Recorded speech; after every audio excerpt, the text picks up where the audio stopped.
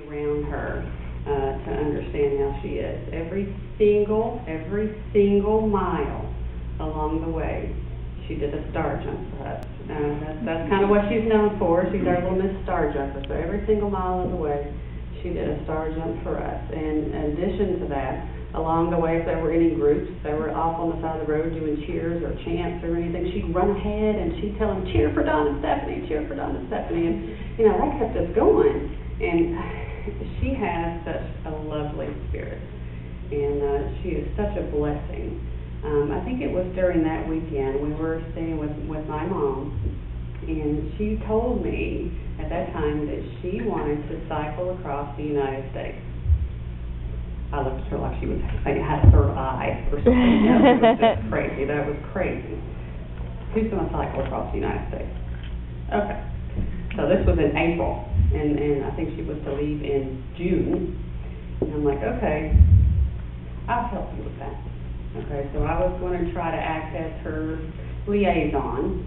Getting ready for that kind of trip in that short amount of time is a challenge. There's things that must be done. There's routes that have to be figured out. There's how we're going to get her some food, how we're going to get her room and board so she doesn't have to sleep on the ground every night while she's out. It was a challenge, but we figured it out. And she started her trip, and she cycled, and she cycled, and she cycled, and she got to Illinois. She had ridden at that point about 3,500 miles on a bicycle, uphill in the snow, both ways. Okay, fighting traffic and people that wanted to run her off the road and all that kind of stuff. So, but what a trooper she is. But towards the end of July, she had an accident. We don't exactly know what happened. She was behind the group that she was with. And they turned around and she was on the ground, completely out. She sustained a serious brain injury as a result of that accident. The helmet saved her life. It saved her life. And that was at the end of July. And she is recovering bravely like we knew she would. She still has a long way to go. I just love her, and she's so dedicated. She gives so much. Her story is just so sweet. And she wanted to be here tonight. She is here tonight. And if she's able, she's going to get up and she's going to share a little bit of her story with you this evening. I know that you all show her the same patience and love that you do everybody else. So if we can get a little assistance, we'll get Miss Diane up here. Thank you so much for having me here. So, this will probably be the shortest presentation. You guys will hear all evening. Stephanie, I love her. She's such an angel. And she asked me just to share a few words about my cycling adventure this summer.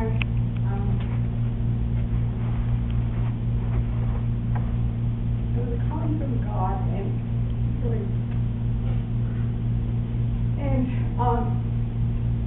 I said I was just with great awareness and gratitude as a Jersey battered women's shelter for having me and my children in 2001 for 3 months. But anyways, that is just temporary and fulfillment. And anyway, I was going to say this is going to be the shortest presentation because Stephanie asked me to say a few words about my cycling adventure mission this summer. And darn, I cycled, but hit my freaking head, and I don't remember a darn thing.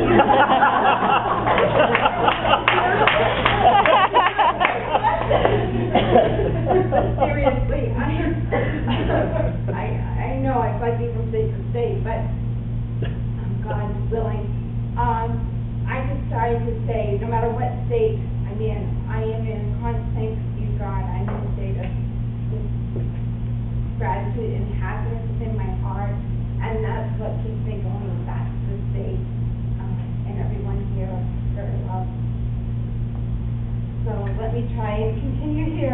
On a serious note, one of the things I learned after 51 days of cycling is that priorities do change. And there's an old saying that goes something like, man plans and God laughs. Well, I'm sure that applies to women too. I know it does. And yeah, we laughed because actually the day of my accident, that morning I was interviewed by someone in the newspaper, and I'm like, oh yeah, I'm almost there, 3 weeks, 1,100 miles, so I'm there, you know, I've made it through all this stuff. I can't believe I said that. But I'm in star jumps and a joy, and yeah, and I'm looking back on, what happened to me again? I have no idea. But I will share, oh my gosh, I do have a cough. But, thank you so much.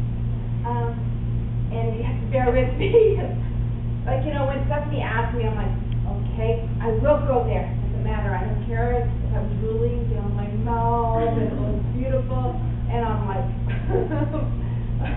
I get in the evening, I swear I have problems with speech. I'm like, it's okay. I just want to be out there and be who I am, who God wanted me to be. So that's okay. I want to be there for everybody. I don't care.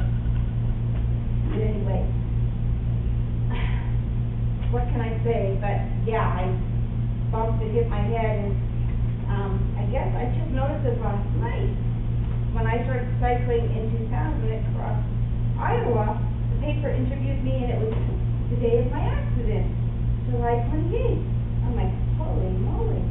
And so yeah, I still have a lot of processing to do about what happened to me and put things together, but you know, I'm learning patience with this, and I know I can overcome this, but I've overcome so much. Billing has helped me, and but thank goodness. I mean, if I had have this accident happen, I mean, it happened on the grounds of the hospital where I was going to visit another cyclist who slipped her handlebars and broke her collarbone. And so immediately I was in the emergency room, I wasn't with it, and they saw CAT scan that I was bleeding in the brain, so they airlifted me by life flight helicopter. They sent me this number 1 neurotrauma hospital in the state. I mean,